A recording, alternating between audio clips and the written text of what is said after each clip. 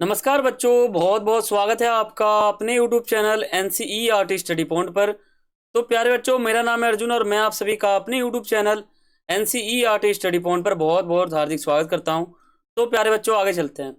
जैसे कि आपको पता होगा कि हमने अपना क्लास 12th का न्यू कोर्स स्टार्ट कर दिया था, जिसके तहत हमने अपना पहला चैप्टर, दूसरा चैप्टर और जो हमारा तीसरा चैप्टर था, इसको हमने खत्म कर लिया है।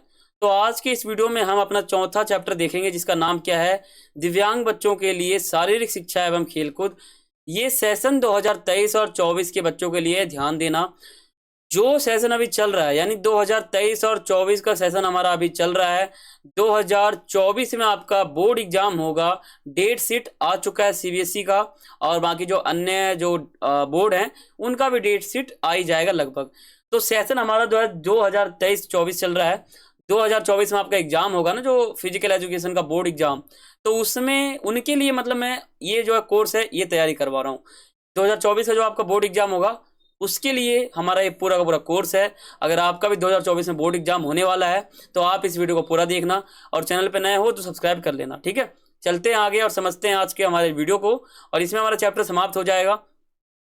और देखो, आपका कोई भी सवाल रहता है, कोई क्वेरी रहता है, तो आप मुझसे पर्सनली आकर पूछ सकते हो। यूजर आईडी आप सभी के सामने यहाँ पर लिखा हुआ है। ठीक है, तो चलते हैं आगे।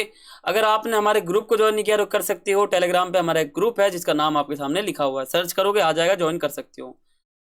देखो, पहले हम समझते हैं जो हमारा चौथा अध्याय है, शारीरिक शिक्षा और खेल। इसका वैसे पुराना नाम था, इसका नया नाम है दिव्यांग बच्चों के लिए है। ठीक है, शारीरिक शिक्षा एवं खेलकूद। तो इसमें हमें इसका अर्थ समझ लेते हैं, यानी इसका अर्थ क्या है। देखो, दिव्यांग बच्चे उनको कहते हैं जिनका शरीर जो है ना, वो अंग सामान्य व्यक्ति की तुलना में ठीक ना हो। जो एक सामान्य व्यक्ति होता है, फिट सा सामान्य होता है बिल्कुल, तो उस सामान्य व्यक्ति की तुलना में जो व्यक्ति अलग सा होता है, कुछ विशेष होता है, ठीक है, तो उसको हम CWSN या दिव्यांग या विशेष आवश्यकता वाला बच्चे कह सकते हैं। ठीक है, वो होता है।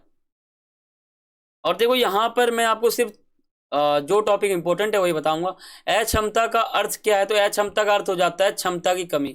यानी जिस व्यक्ति में सामान्य व्यक्ति की तुलना में क्षमता की कमी होगी वो अक्षमता कहलाता है। अक्षमता का मतलब हो जाता है, क्षमता मतलब क्या होता है, कैपेसिटी। ठीक है, क्षमता। अब मान लो कोई सामान्य व्यक्ति है, उसकी जितनी क्षमता है उससे कम क्षमता इस अक्षमता वाले व्यक्ति के अंदर है, तो वो अक्षमता कहलाता है, यानी क्षमता की कमी सामान्य व्यक्ति की तुलना में।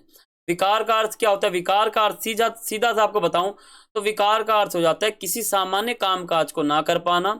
यह एक रोग है, ठीक है, तथा ये कोई भी काम करने में बाधा उत्पन्न करता है, तो यही हमारा विकार कहलाता है। विकार यानी कोई सा भी विकार हो सकता है।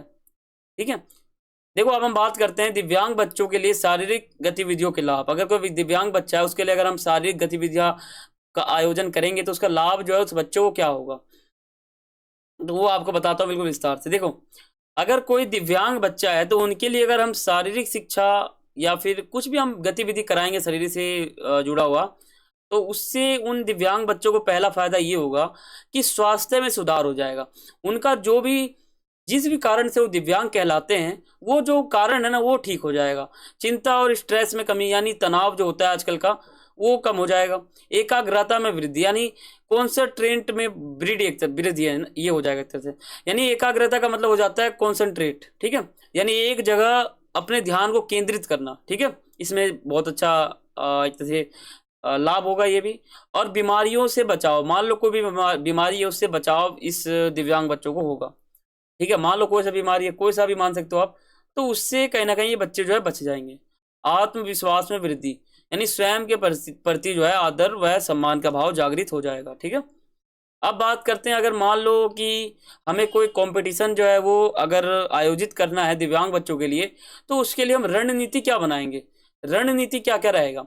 तो दिव्यांग बच्चों के लिए स्पेशल ट्रेनिंग की आवश्यकता होती है, इसलिए उनके लिए कार्यक्रम तैयार करते समय कुछ बातों का ध्यान रखा जाता है। निम्नलिखित बातें हमारे हैं। अगर हमें रणनीति तैयार करना है तो पहला हमें दिव्यांग, मान लो एक दिव्यांग बच्चा है, तो इसके लिए अगर रणनीति तैयार हो रहा है तो क्या क्या रहेगा। पहला रहेगा हमारा खेल के नियम।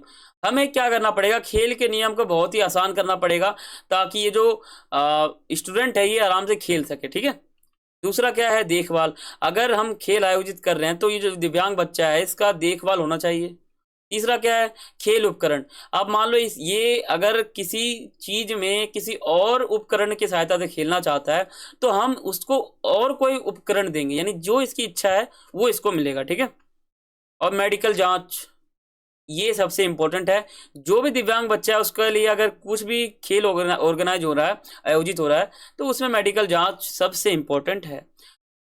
बेस्ट ट्रेनर, यानी समझ सकते हो आप, इसमें जो ट्रेनिंग करवा रहा है, जो कोच है, जो कंपटीशन करवा रहा है, कोई भी गतिविधि करवा रहा है, ठीक है, तो उसमें वो जो ट्रेनर है वो बहुत ही अच्छे से करवाएगा, उसका बहुत ही मतलब यहाँ पे योगदान होना चाहिए।